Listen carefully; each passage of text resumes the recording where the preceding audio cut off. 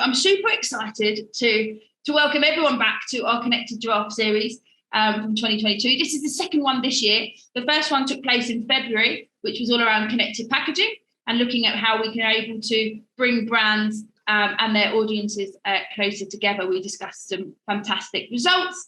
And now following through, of course, the theme, which is what we at Appetite do, which is looking at creativity using technology and innovation.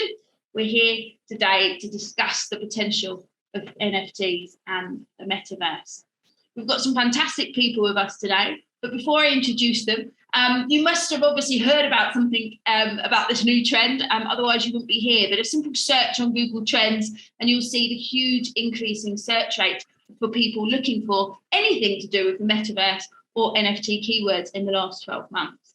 We can also see big names investing in it. Mark Cuban, the American billionaire entrepreneur, Mark Anderson, co-author of Mosaic, first widely used web browser, co-founder of Netscape. We can see many people in different ventures, lots of investment, all coming into this area, and people who had invested in Web 2.0 are now investing here. We can also see brand names. We can see Nike, Apple, Coca-Cola, BMW, HBO, Disney, and so many others also starting to invest or are investing here. So the question is this now a sign for us to sit up and take this a little bit more seriously? So to help us discuss this in more detail, I have the pleasure to talk with Noughts, an award-winning technology copywriter working with various crypto startups. Xavier Garcia, he is Metaverse and Web 3.0 advisor. Daniel Bakassi, marketing professional who works with NFT artists to provide them with marketing support. And Richard Harless, the founder of digitalstage.io, a Web3 connected retail platform for music. So welcome to all of you. I'm really curious and excited for us to be talking today about this fab topic. We're going to be looking at future trends, the potentials of the metaverse, how brands are using it, how people can be involving themselves as a brand with the NFT world and their marketing campaigns. But before we dive into that, just so that we can all get to know you a little bit more, I just want you to share an interesting fact that not many people know about you. And I'm going to go straight to Dan first. What's your interesting fact? Hi, hello everyone. It's good to be here. Interesting fact, I like walking. I've done quite a lot of walking. I've walked in Spain over 550 kilometers back in 2013. And then 2 years later in the Alps, another 200 kilometers. So yeah, I'd quite like to be outside and do long walks. And yeah, I've done other crazy long trips, but yeah, that's another session. Fantastic. Physical exercise there, definitely. Thank you. Richard, over to you. What's your interesting fact? I don't know how interesting it is, but I'm based in Berlin, but I grew up in southern West Virginia, where I was chased by a bear multiple times. So that's my interesting fact. I know how to evade the American black bear. Okay. That's also useful. So you and Dan could be getting together there. Xavier, tell us, what is your fab fact for us? My interesting fact is back in 2017, when I was getting divorced, crypto saved my life. I escaped the depression. I discovered this new world. So that could be, I don't know if it's an interesting fact, but that was amazing. At the same time, you know, a new life, actually, end of life, a new life, discovery of this world, actually, this new world, crypto world, actually. Fantastic. Okay. Sounds like we should probably be asking more questions there, but we'll leave that for now and we'll jump to Noughts. And we'll ask Noughts, what a lovely filter you've got on. We can't ignore that. But tell us your interesting fact.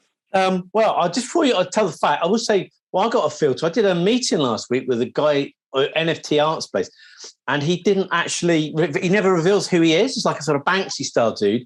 And I just thought it was a good aesthetic. He was talking to me, even his voice dropped. It's like, who actually are you, this person? I thought, I carry that vibe through today for everybody. Hi, my name's Noughts, co-founder of NFT Peeps. Interesting fact, I reckon, right, so I've worked in advertising and marketing as a creative since 1994. And I reckon this week is probably the most famous person I've ever worked with. Didn't see that coming. Very nice. Who Very was it, nice. you ask? Well, lovely stuff. Well, thank you very much. We feel like we got to know you, so hopefully the audience can ask lots of questions to you now. Oh, we've actually got a couple of questions in. One really important, Richard. Was it to the same bear or multiple bears? It was multiple bears. Okay, sadly. I don't know how you'd identify if it was the same one anyway. All right, so we've got some lovely questions coming in. Let's start from the beginning, I think. There's a lot of talk, there's a lot of chatter, lots of brands are getting involved. Over to you, Dan, first of all. Just tell us quickly, what does a brand or company need to do? Why do they need to take Web 3.0? Why do they need to take the metaverse seriously? Yeah, well, I think whether we like it or not, we already live a dual physical and digital life. And what Web3 will do will enrich this new this digital life really that we're already in. And brands will need to figure out how they can fit their products and services into this new digital world, essentially. And it's not just about products and services. I think I talk to brands and I talk to project owners as well. I think they need to find out the purpose in this new metaverse. It's not just about selling. It can be a lot more than that. And the second point I want to make is brands that are hesitant, they will find that someone else will take that place, maybe pretending to be that particular brand. So it's also from the brand protection perspective, they need to go out there and they need to protect their brand. They need to protect their own turf, essentially. It's similar to back in the 90s and early 2000s, right? It was optional to have a website, but it would be laughable now not to have a website and a web presence. And it's going to be very soon, very similar. If you're not going to have a Web3 presence, then it's people not going to take you seriously, and it's not going to be a full brand experience that you could potentially provide. So missing out. Richard, have you got anything to add to that? I agree. I mean, I was just thinking about my experiences professionally, and how I started my career at AOL back in the day. So AOL was dial-up internet for Americans. That was the thing.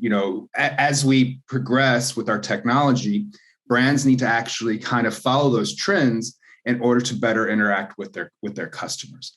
And I remember my first day working at AOL, having to explain to a customer about his ads and getting questions of buying banner ads on a website, and getting questions of are my ads going to run at 3 a.m. like they do with television? So no one sees them. I'm like, well, if there's a banner ad being shown on a web page, that's because there's somebody looking at the web page, right? And so, we had to explain these things. I'm old. I'm not that old. This wasn't that long ago. This was 15 years ago, right? And then in 2011, I was working for a mobile startup in the US that was working with the big telco carriers like AT&T and Verizon. And I remember talking to a big pet food brand, one of the biggest pet food brands in America. They're global. Everybody knows them. But at the time in 2010, 2011, they didn't even have a mobile optimized website. So for them to do mobile marketing, we literally had to drive customers to their Facebook page. And the call to action would be upload a picture of your kitty cat, these types of things. Yeah. But it's as we progress the technology, brands kind of need to continue to adopt these new technologies in order to stay connected in front of their customers. And so that's why I think I agree that it's very important for brands to be in this position. But what the brand needs to do is figure out what's the best way to engage their customers. So Ginny and I know each other from Shazam. So I was previously the managing director of Shazam, and we worked together a lot on augmented reality and virtual reality campaigns. There were certain customers where we would say, no, this isn't going to work for you because Shazam doesn't have your audience. Snapchat does. So we were working with someone like Fanta from Coca-Cola, and they would say, our audience is 14 to 17-year-olds. those users aren't using Shazam, they're using Snapchat. But when it would come to a brand like BMW or Mini Cooper, then they would come and work with Shazam. So these are the things that you need to think about, is not just necessarily doing technology for the sake of the technology, but how to engage with your audience. Definitely. We've got a question in from the audience, which I'm going to leave open for anyone to jump in for, from Tim. How will the metaverse and the drive for user privacy coexist? Anyone jumping in for that? Everyone's staring at their feet. How it seems. Like, how will it coexist? Like, which part of privacy are we concerned about? Is it the personal data or just behavior data? Because currently now, if you want to enter the metaverse, I am 100% sure it will change. It will look very different because we are at a very early stage. You don't need to provide anything else apart from perhaps an email address, but there's no sign-up process. You can use your wallet to again, which is not tied to any personal information. You can use your wallet to purchase items. So for now, I think, as I said, it will definitely change. But for now, privacy, I wouldn't be so much concerned about. When brands are going to move in, and Meta are going to create their own, Facebook Meta will create their own metaverse. Now it's a different story, because obviously, historically, those companies build their business model on the back of user data, right? So I do have some concerns over that, but currently the decentralized metaverses that we have right now, I have no concerns or no major concerns about privacy. Great, thank you for jumping in there. So a quick question, maybe Nortz or Xavier can help. How far do you think this will go? How far can this affect businesses and corporations, their business models? I'll chirp up. That's all right. Yeah. I'll still come to terms with Xavier saying crypto saved my life. Big statement. Big statement. So what I would say, it's kind of funny that the sort of people I work with in terms of my sort of co-collaborators, like 4 years ago, we were having conversations, blockchain, it's really cool, isn't it? Mutable ledger, this stuff, public and that. It's really great. What on earth can you do with it, though? Can we do something creative? And then kind of the whole NFT and Metaverse thing exploded, and away you go. I say, as somebody who kind of pretty much works in this space now every day, that it is a wild west at the moment, right? Whatever people think, because it's so new and it's so chaotic, and like all things, where people see opportunities or they see monetary figures with lots of noughts, they pile on in to try and make fast, quick money. So that kind of ruins lots of things like that. But it's that strange dichotomy of, like, it's so beautiful and brilliant, all this kind of stuff, and yet it's terrible as well at the same time. And you have to dissect fragments of it. And I always reflect on a poster boy, in many ways, of the NFT scene, Gary Vaynerchuk, of course. Something he said, long before NFTs and were the apple of his eye. He famously said something like, marketeers ruin everything, right? And I think he was being slightly ironic or tongue-in-cheek. But to be honest, there is an inherent truth in what he says. But I would ever so slightly change it. I think bad marketeers ruin everything, personally, because the opportunity to do really engaging, purposeful, life-enriching experiences for people in these places with the technology is definitely doable, and will become better and better, but I'm not entirely sure that's what people aim to do, really. Yeah. So for me, how far can it go for brands? Actually, go-to-market strategies. Actually, the funnel, the marketing funnel used to be awareness and all along the funnel. Now you've got the tokenization. That's interesting, actually, because the tokenization, you can appeal and attract people through the tokenization through NFTs, actually. Now I'm helping Playrest.com, an apocalyptic metaverse P2E, play-to-earn game, actually. And we even get funded with NFT drops, actually. So go-to-market strategy to appeal to the community. This community, you need to build purpose. Daniel and everybody is absolutely right. Purpose and community are really the pillars. Purpose and community. Then through the NFT drops at playverse.com, that's what we do. The NFTs are in-game assets actually, but that will be used actually. They could transact, but they will bring people actually. They will buy the collections actually. They will be interested actually. You get them motivated because they will increase in value with the time and stuff like that. Then what's important, so go-to-market strategy will change. What's important for the brands also, I think it's to match their governance, their governance with the purpose and community. Everything needs to be really matching the purpose and community building. Actually, that are really important to me. Actually, I would say that actually. And then considering that in the future we will build new economies. Actually, we'll see new experiences, but also new economies building on top of that. Actually, the play to earn games. Actually, that's why the gamers and the crypto guys understand it really well. Actually, because they know this gamification, these new economies, the importance of NFTs or tokens. Actually, building these new economies to reward, incentive the players, and so on. Actually, that's a major difference with the Web2 gamers. Actually, in games. Actually, voila. That's my point. We've also got a quick question in from Matt, which is kind of taking us a little bit back to the beginning, and he's asking, what is the metaverse? And, I think maybe we should just quickly talk about that. I might just quickly say something and you might want to jump in, but, I think we're talking about a virtual reality world where people can interact, where you can play games, where you can buy land, clothes, and basically exist in a virtual replica of this world in some sort. I don't know if anyone wants to add to that. Well, I agree. Yeah, it can be anything really, but I think it's important to mention that the foundation that it lays upon is the blockchain. I think it's important to mention that the decentralized nature of these networks are important because this way we already had a metaverse back in Second Life, or I can't remember what those virtual worlds were called. Or Sims as well, So I mean, I think we need to differentiate that those are not metaverses. Those are just centralized games, digital games. So this is how we differentiate between different sort of like virtual realities. How far it can go, I'd like to add my own comment as well.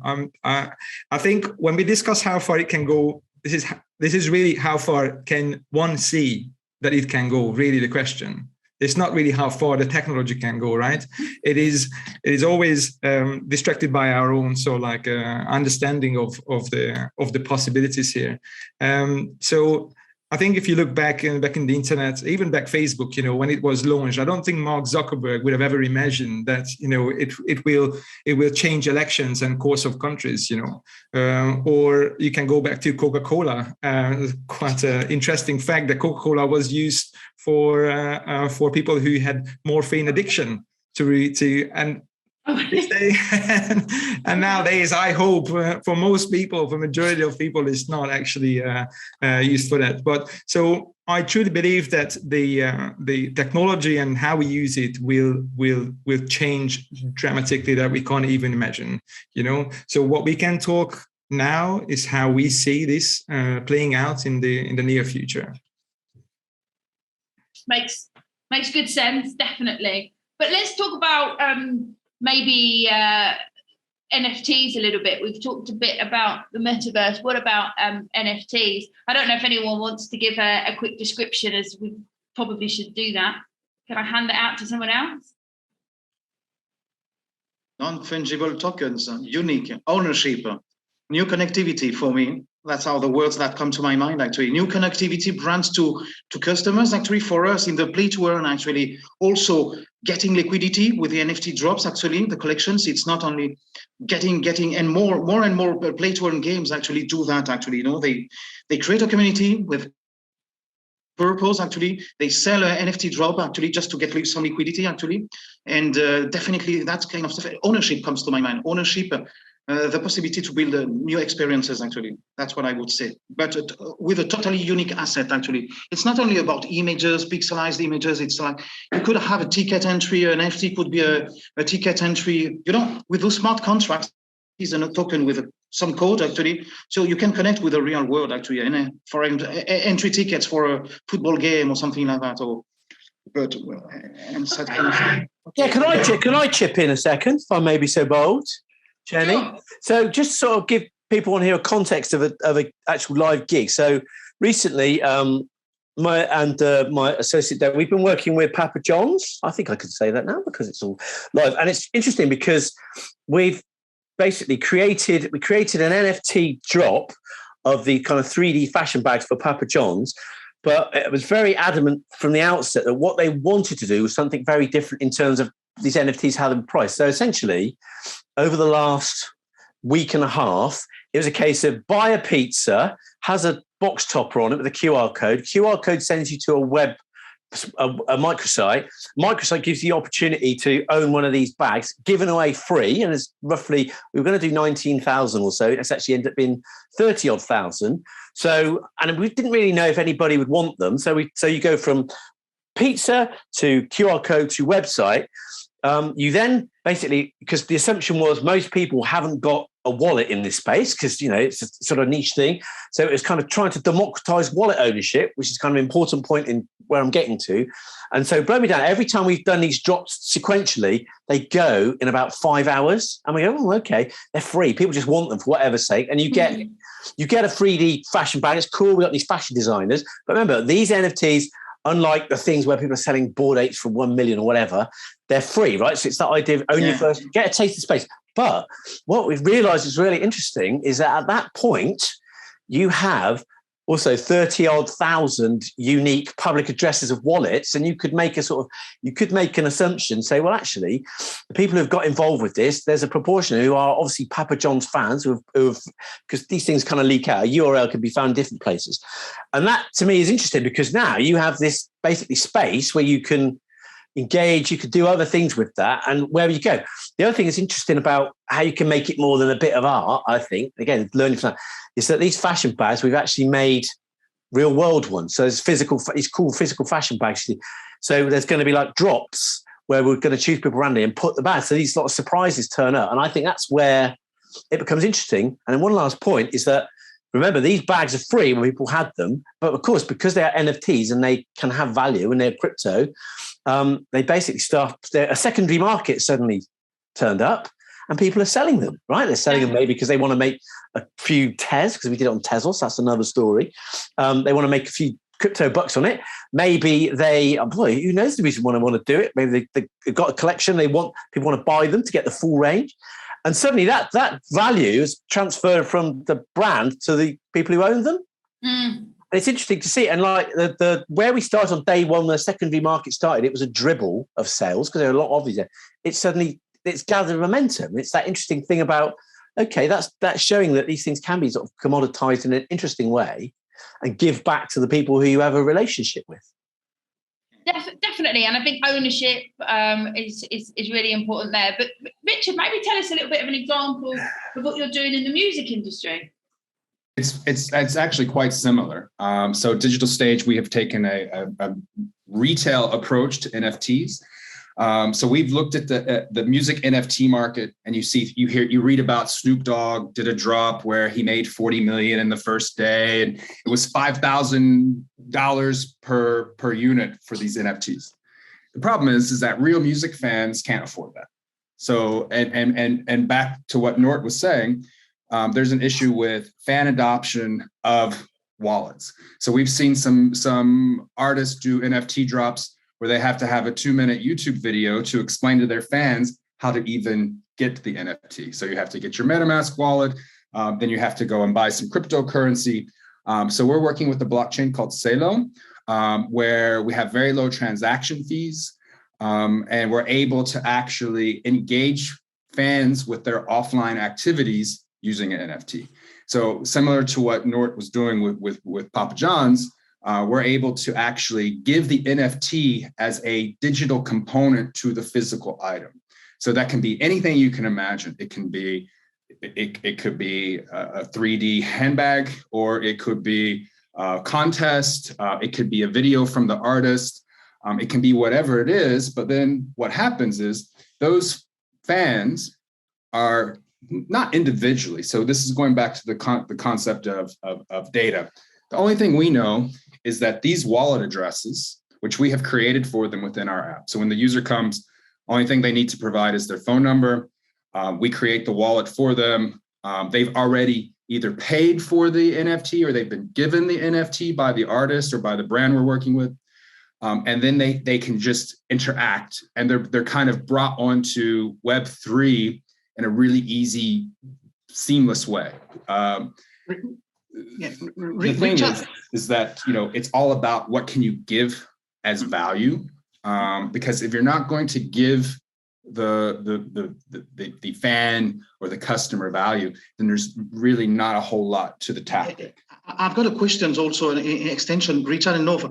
You can also reach new audiences because you can expose those NFT to other platforms, actually. OpenSea, Rarible, I don't know if you're selling them on your own marketplace or other marketplaces. That's the beauty of it also. Correct. And the thing that we're able to actually do is if you're a music artist, so the big problem facing artists today is about 80% of their revenue is coming from 15% of their fans. And the only data they really see is whatever data they get from social media, whatever data they get from Spotify, but neither one of those channels really drive monetization. Those are just people who are viewing them. They're basically, if you're an artist and you're doing a live stream on Facebook, Facebook is selling ads against that, keeping all the money. You've basically just provided free content to Facebook as a platform. What a lot of artists have done is they've taken merchandise approach. So they're making their money by selling their t-shirts, selling caps. They're selling LP records, have tripled in the last 2 years in the US because that's considered merch in the music industry. And so what they're trying to do is actually create a digital engagement with this to increase the value of these products so they can sell for a higher value. And then you're able to put your paying fans into buckets. So I know these are the wallet addresses of folks who bought my last LP. I'm going to invite them to the pre-listening for my new album. I'm going to offer them the first chance at tickets for my new concert, or I'm going to, anything that it is that the artist wants to do or the brand wants to do to really know that these are my paying customers. And that's where we see that NFT is having value in digitally connecting offline activities, because that's where music's happening. Yeah, no, definitely. Sorry, go on. Sorry, I'd like to second that. So it perfectly fits the music industry, and I think it's going to address the very specific challenges. But there are other industries like the sports industry. I can see that fitting extremely well, because you have the same fan base there as well, and you can connect physical attributes to NFTs. Meet the team and VIP accesses, and there are so many other things that you can do. So the possibilities are endless. But I think if you just step back from the what you can do with NFTs, if you go back to Web3 and the Metaverse, in our world, you have currency, you have a functioning economy. In order to have a functioning economy, you have to have goods and different services. Now, NFTs will be part of that economy, which are actually traded in between people, that generates revenue for parties that are involved, people who actually help you facilitate the transaction. So I think it has a bigger role other than just people making a few bucks. It's actually going to fuel the economy, the underlying economy, and that's really important. In order to build a functioning Web3 economy, you have to have NFTs, you have to have digital goods, and you have to have all other things as well. So look at it in the context of Web3 and digital world. Yeah, I think that's really important as well. And I think that goes back to what Richard was saying as well, trying to find out the objective of what you want to do, not just doing something for the sake of doing something, and then seeing how it applies. We've got so many questions, guys. I'm trying to get through them as well. One of the questions from an anonymous attendee is, how can brands get past the hype? What specifically can they do now and over the next 12 to 18 months that will be genuinely valuable for people? Go for it. No. I just spoke, so over to you. I'll go. Well, I think when it comes to, people are always risk averse, aren't they? Brands, business. How are we going to do it? What if it all goes wrong? Wrong thinking. But personally, I think the best way that you can explore Web3 in itself, however you iterate, it's better enough that you can think about it, you can talk about it. But personally, I just do something. You don't have to be some mega project where you spend, thousands and thousands of dollars or cryptocurrency in investing in the time and energy and the team. I think the best way you learn is actually doing something just to find out what the space is. And also, there is a certain, I think, usefulness in tackling something when you don't necessarily know all about it, because you don't have the biases of doing the obvious. You might stumble in it. I always think that the Bored Ape guys and all the success they sort of reach is actually like a happy accident for them. I don't think because they were very new to that space, and it's just one of those things that take off in a way. So I think the way in all these things is like, you can talk about it till the cows come home, but just try and come up with, just do a little something and learn from it. Start very small, very fast, see where it takes you. You don't have to kind of like dominate the world or, create that wow thing the first time out. You've got to kind of understand all the nuances of what you got to do in that space. I think that's the advice I would give. I think I completely agree, and I think if like in 3 steps, really try to understand what the technology can do for you and do for your brand. Don't just come up with an NFT image or an image and try to publish that. So understand what technology can do. Do a brainstorming session. Maybe your most junior people in your business will be able to come up with the best ideas. So do a brainstorming session, and I recommend that you discuss your ideas with experts, with people who understand the space, so they can expand on that idea and they can help to make it a reality. And I completely agree. You're going to learn it by doing. So you have to you must launch a pilot project. You have to experience what it's like actually going and pushing out an NFT or a digital good. So just don't be too risk averse. This is called innovation. This is being pioneer. You have to take these, unfortunately, but the rewards can be great. Yeah, I agree. I think that also leads into one of the anonymous questions we've got here, which is, is investing in the metaverse affordable for small to medium-sized businesses? And I think, we'd all agree there. You don't need to spend millions and billions of pounds. There's lots of different ways to be able to get involved and do a few trials. Yeah, Richard, go on. So I was going to just take one step back to follow up on both of those questions. Let's go back to one step from our previous relationship from Shazam, and when we were working with Aptitude. At Shazam in 2017, 2018, when we started doing augmented reality and virtual reality, which now is called XR, because everybody kind of realized that they're so similar that they're just now calling it XR. And what we ran into with a lot of brands was we were running into, it became such a hype. Our sales guys thought they were the best sales guys in the world because they were just managing inbounds from every agency. Oh, we saw you did this thing with Porsche. We would like to learn more. Oh, we saw you did this thing with BMW. We want to learn more.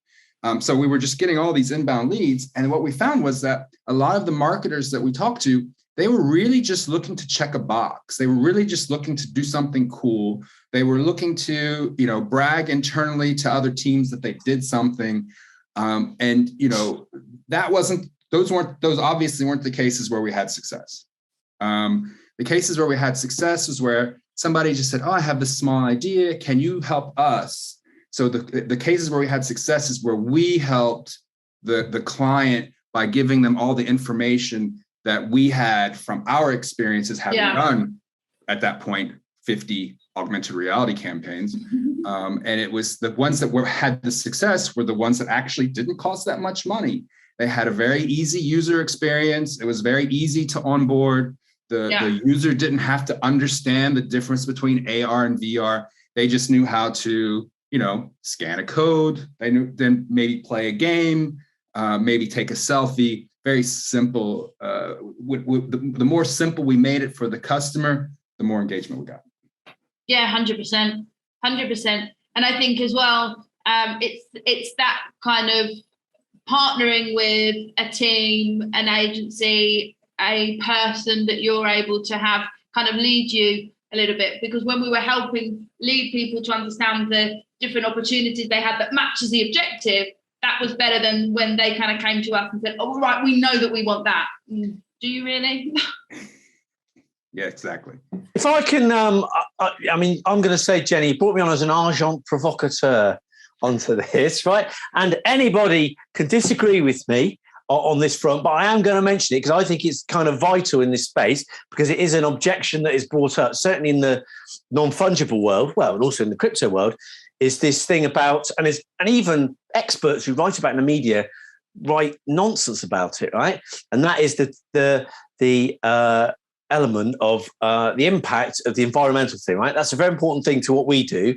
And, you know, there's let's make it simple. There's good blockchain, there's bad blockchain in terms of what it does. And I'm sure people might know about, you know, certain types of proof of work blockchains that have terrible outputs in terms of CO2. Always interesting when someone says, oh, yeah, but they go, yeah, but, you know, minting NFTs compared with like Chinese power stations. I mean, what's the thing? You go, well, no, that's not the point. If you can actually do these things using very low energy, clean, neutral kind of blockchains, and there are many that exist, but they don't grab the headlines of Ethereums and whatever and polygons, which are kind of just bullshit when it comes to CO2. You can do it there. So I think that's vital. I mean, one of the things, again, go back to the Papa John's gig, is we were very adamant with them that they had to do it on this very clean, green space. And that's because, you know, Tezos as a currency isn't, you know, trading at 4,000 a dollar. It's probably about £3. We say, well, it's not really, in this case, it's not necessarily about the money at this thing. It's about doing something that is an experience that also has the values that don't get you chased down. I mean, there's been a lot of good examples recently of brands and organizations entering this space, and I'm sure they've had advice. There was the World Wildlife Fund recently did an NFT drop to raise some money for their business, but as a campaign, as an idea, it was ruinous for them because they did it, you know, they'd used it using Polygon and actually analyzed the carbon footprint of the minting. It was probably destroying the environments that they were setting out to save. And you've got a point, actually. You need to integrate that also, especially with the NFT, because there are some criticisms about that kind of point. You need to integrate that because you will face some criticisms. Actually, you're bad for the climate and things like that. And the millennials are very, very, very, very, very aware of those things. Actually, that's a point also that you raise. We face the same things, and that's why we work with Celo, which is a sustainable blockchain where it's, you know, the mission of Celo is actually finance for all. So their mission is actually creating banking for the unbanked in Africa and places like this. And we're using them for that exact reason. And also because when you're looking at the gas fees and the transaction costs. So when we first started talking to artists about NFTs, we actually did a program with Kings of Leon back in March of last year. And they did the first NFT drop, not with us, with another company, the first music NFT drop with a company from New York, and it was Ethereum based. And when we started talking to artists about the concept of NFTs, this would be the first thing they would say. They would say, I can't go out to my fans and ask my fans to do something that pollutes the environment. So that's why we found Celo. The second thing is if you're an artist and you're trying to do, if you're a music artist and you're trying to do a drop where the product is under 50 euros, let's say, the gas fees might be more than the cost of the item. So the fan is going to have to pay more in transaction fees. So that's why, similar to Tezos, we're working with Celo. Our pitch for Celo is that the gas fees are actually less than you make off of one stream from Spotify. So they're next to nothing. And that allows us to really tokenize everything because we don't have these crazy gas fees. And those gas fees are the things that are really like what's driving the environmental impact. But I totally agree, Nords, that this is like the thing you need to look at. Sustainability, yes. Sustainability is crucial for those generations, actually, yes. Sustainability, all those considerations, yes, yeah. Controversial. So I went to the end of last year. I went to like an NFT convention, and there were a few what I call NFT art high rollers who have either collectors who are willing to spaff out thousands of pounds for something, or people who are making collections that were sent for that. And I thought, while I was there, I'd take the opportunity to ask them what their view was about, and it's all minted, OpenSea, Ethereum. I asked them, what their actual view was about, and I was really shocked they kind of shrugged about it. And it was like more talking about the gas fees than as maybe an issue. But in terms of their expensiveness, it's kind of very strange where the attitude, and I wonder sometimes, is it the fact that people don't really understand or even aware of what that output? I think so. I think that's the main thing around education, because there's two parts to the cost, isn't there? When we talk about it, is there's the gas fees, but there's also the cost of the environment, right? So there's those two areas. We use a lot of different blockchains, but Solana, for example, is one that we prefer as a company. Obviously, we've heard about Tezos. Obviously, Richard, you're talking about yours. I mean, there's thousands of different blockchains out there. Daniel, Xavier, have you got any kind of comments on that? Look, I totally understand the childhood sickness of the blockchain industry and driving high carbon footprints. But many people are just concerned about if you invest or if you use a secondary or not so popular blockchain, then your NFTs or your investment can be devalued quicker than a more robust blockchain with a bigger community behind it. So this is the only thing I totally understand, and the environmental issues have to be addressed, and they are being addressed by the bigger blockchain networks as well. But perhaps from the investment perspective, it is important to bear in mind that smaller chains can be quite volatile, and we've seen some tragic downfalls in the past. 1 minute you got $5, the next you've got 1 cent. So Daniel, what is your feeling on stable coins?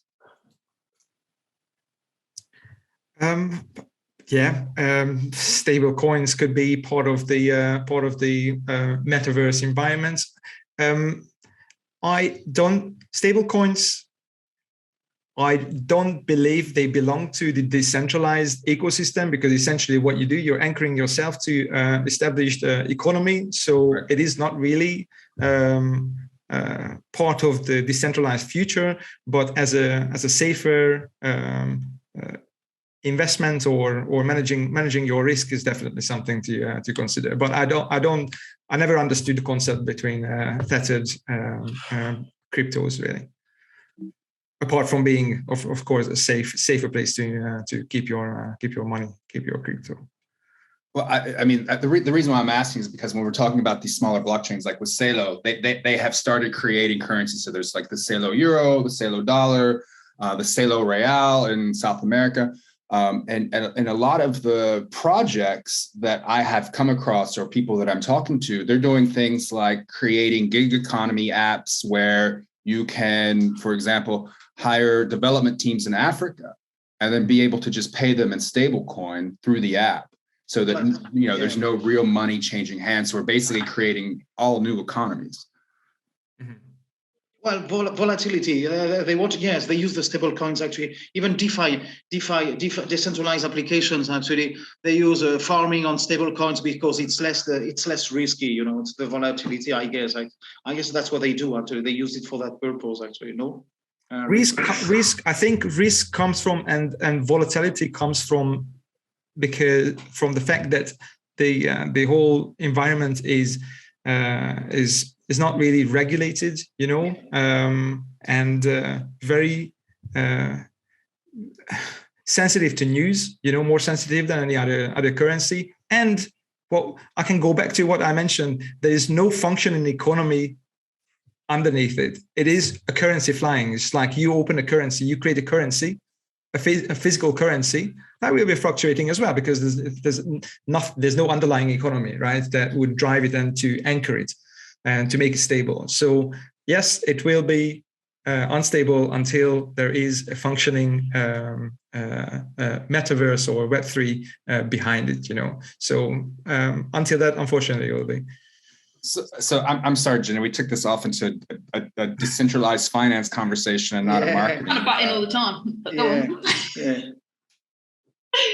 No worries. I mean, I just want to get to some more of the questions from the audience, and that's really around what industries do you see diving into the metaverse? Obviously, Richard, you've got the music industry there, but what about any other industries? do you see any in particular? Fashion. I see fashion. They are very much interested. Fashion, sports. I got a friend, he's in Korea. He works with fashion, with the fashion industry. Actually, he had a dinner meeting with a big Chanel top executive in Korea. And actually, the discussion was all about NFT. Actually, it was all about NFT. What to do? What can we do? They try to understand actually.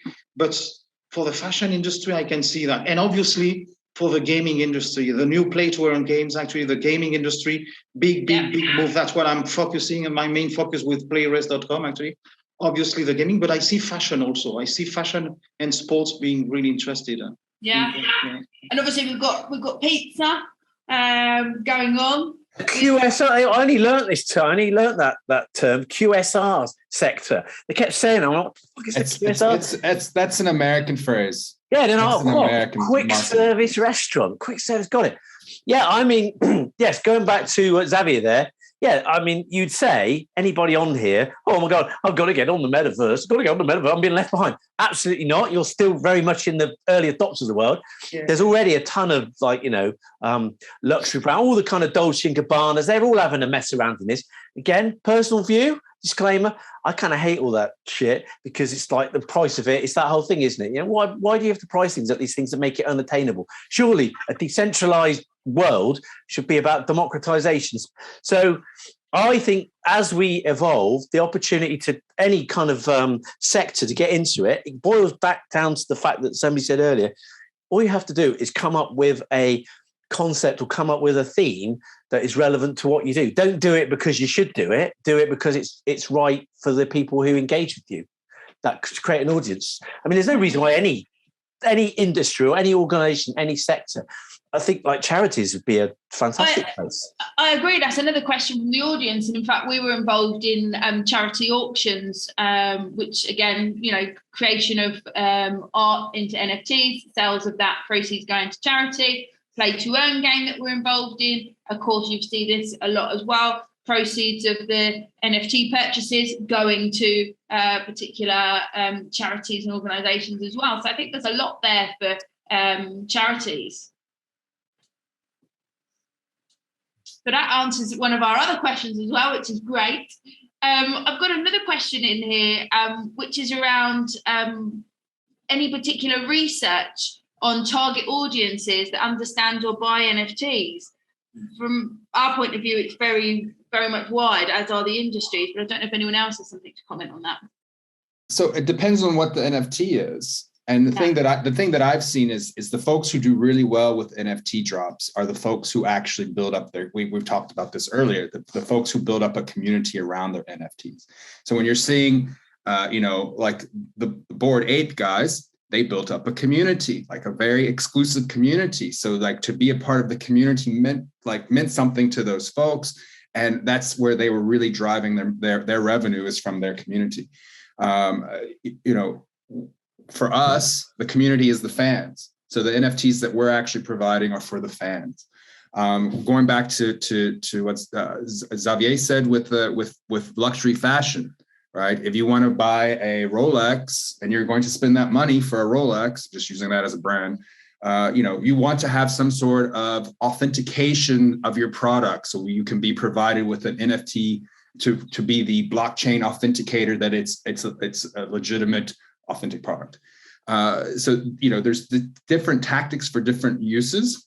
Yeah. But going back to like the metaverse and knowing who your fans are, I was introduced to someone last week. It's a German company that does billboards, and they actually bought land in the Sandbox. So Sandbox is one of the big metaverse platforms.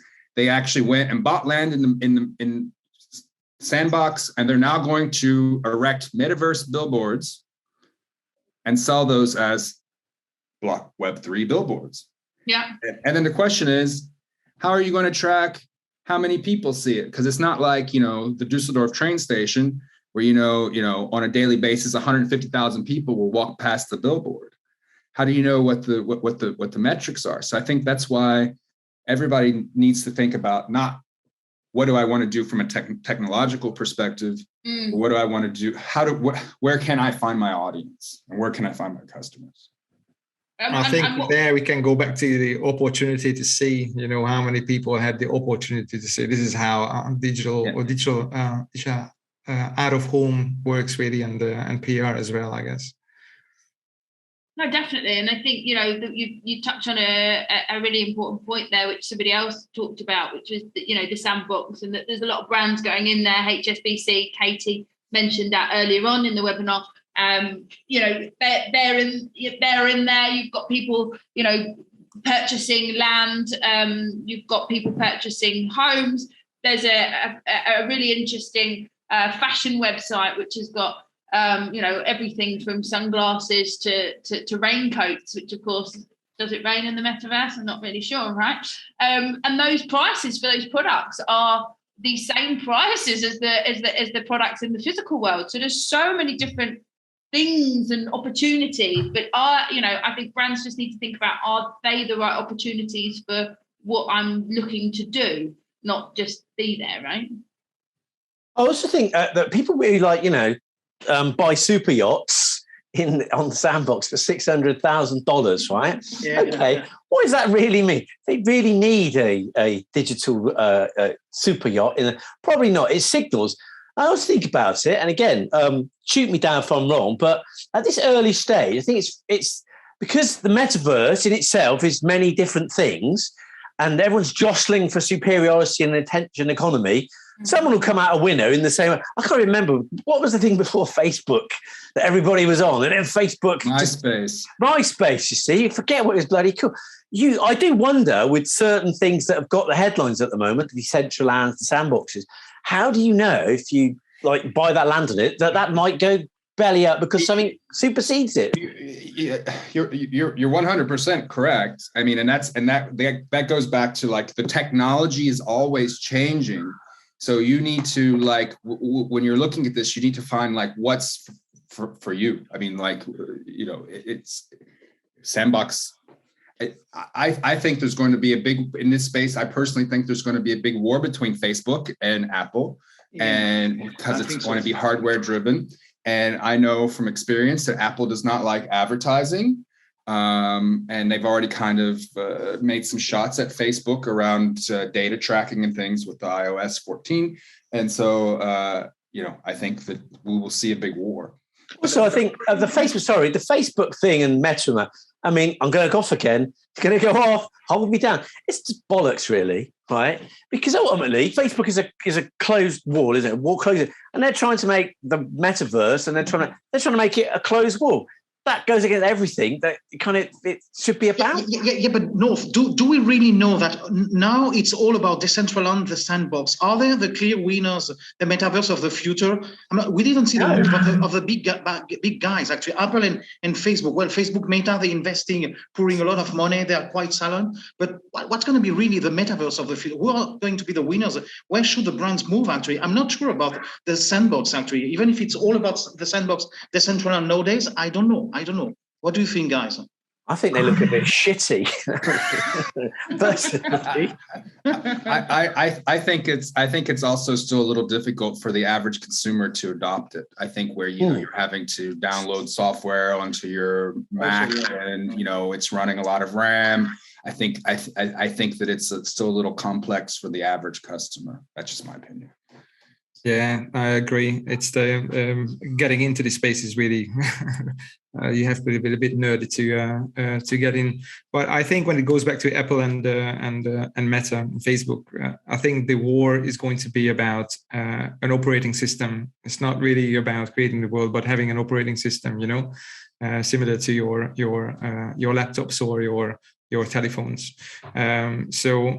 But yeah, I agree. It's not going to be a mass adoption until you can buy cryptocurrency easily, because this is the first phase to actually, if you want to buy an NFT, you have to get a cryptocurrency. To get a cryptocurrency, you have to go through hell, really. Hell and back. So I don't want to come across as that I'm selling, but we created a user experience with our app to where the artist or anyone can actually sell their NFTs anywhere they sell their items. So the NFT can actually be purchased with cash at, Media Markt or at my local record shop, or it can even be bought off of Amazon. I'm getting the NFT version of that product, and then I'm redeeming the NFT after I receive my product using a unique QR code that's tied to the NFT. So we created it this way because we know most music fans don't have a wallet. Most music fans haven't bought crypto. So we need to actually just give it to them and say, here, scan this QR code. Now you have your NFT. Now you're part of blockchain. I will check it out for sure. Thanks, Richard. Yeah. No frictionless experience, less friction. Yeah, and same goes. Same goes. The whole gig with the QoS company, as I call them, that is all about making the whole process as sort of brainless and simple as possible, because you just don't want to. The typical experience is just kind of hard work, but if you take the hard work away, things happen, don't they? I personally, my view is sort of mass adoption happens by the more wallets exist in the world. That's where mass adoption happens, really. Give people a wallet and your work is done. Correct. But Richard, are your users going to trade their NFTs on where exactly? On your own They can market? trade their NFTs within our ecosystem that we've built. Okay. And they do have you do have the option to connect third-party wallets, but so folks who are crypto natives can connect their third-party wallet. But for non-crypto natives, which we think will make up a majority of the audience, they can just use our system as their default wallet. Okay, cool. So I feel like we're running out of time. I just wondered if there was one top tip for somebody who was looking to get involved, or their brand or their company was looking to get involved in this area. What's your top tip? I'll start with you, Xavier. I've worked on this one. I've been thinking on this one. I've got 3 tips, actually. First, understand the new paradigm based on blockchain, the Web3, blockchain, decentralizations, all those concepts, actually. Understand that you are going to be part of gamified economies, and then match your company governance with the purpose and communities building, actually. That would be for me the 3. I've been working on this one. It's not spontaneous, okay? And that's for me 3 core tips actually for the brands actually to get there. Yeah. Brilliant, thank you, Dan. It goes back to what I said previously, and I think I echoed Richard and the rest of the guys as well. I think you need to go and understand the technology and understand what a smart contract can do for you and how you can fit that into your business. And brainstorm within your company and brainstorm with the youngsters, with the juniors, because I think they can help you quite a lot. And discuss your ideas with experts so we can expand on it. And then finally, just do it, because you're going to learn it by doing. And there's no blueprint. So don't wait for someone or someone send you a PDF and say this is 1, 2, 3 steps. There's no such thing, unfortunately, yet. It should be just NFT it. Just NFT it. Just NFT. Richard. I mean, we've talked about this. I think that it's about making sure you find your audience in this metaverse, and also to create a user experience for them that will engage them, right, and actually gives them some value. And so this for me, this goes back to things like what we were doing with product packaging. Enabling product packaging, these types of things where you can bring it into your existing digital engagements in a way, and just make sure that you're reaching your fans and not just doing something for the sake of doing it. Yeah, completely. North, top 3, top 1. I've got 2, I reckon, off the top of my head. I say thank you for everyone coming along to this today. The very fact you have given up an hour of your time to be with us tells us that you're obviously interested in this space and you're excited about it. And I would say if you were going to wait and thought, oh, that's blown my mind, I want to get this up and running in my business, I want to do something with this, I want to explore it, I think the first thing to do is probably find some like-minded people in your organization who can serve as like your support evangelist with you, because it's much easier selling something as an army or tribe or community than it is a person of one when you're faced with that kind of blocker. I don't get the NFTs and Metaverse. Well, I don't know. You've got to have a bit of momentum behind you to get people to sell it to the others in your business. The ideas, and the other one's very, very simple, right? If you could do it in a way that doesn't fuck up the environment, do it that way, please. Like it. Brilliant. Thank you. Well, I know that we could talk about this at least for another hour. There's about 16 questions that we haven't answered. We will try to follow up and answer them with you. Dan has been kind enough to offer a discount code to his Udemy course, which we will be sending out via email to everyone who's subscribed, who will also get a copy of the recording. We also will send a link to our weekly newsletter, which will give you the roundup of the NFT and Metaverse top news in hopefully short and simple words. So we've run out of time. We'd love to hear any other comments, feedback or questions. We will try and get back to everybody who has mentioned something and hasn't yet. So that's all for now. Thanks so much, Nort, Xavier, Michael and Richard. We wish you all a very good day. Thanks a lot. Take care. Take care, all of you. Thanks a lot. Thank you, guys. See you soon. Bye-bye. See you. Take care.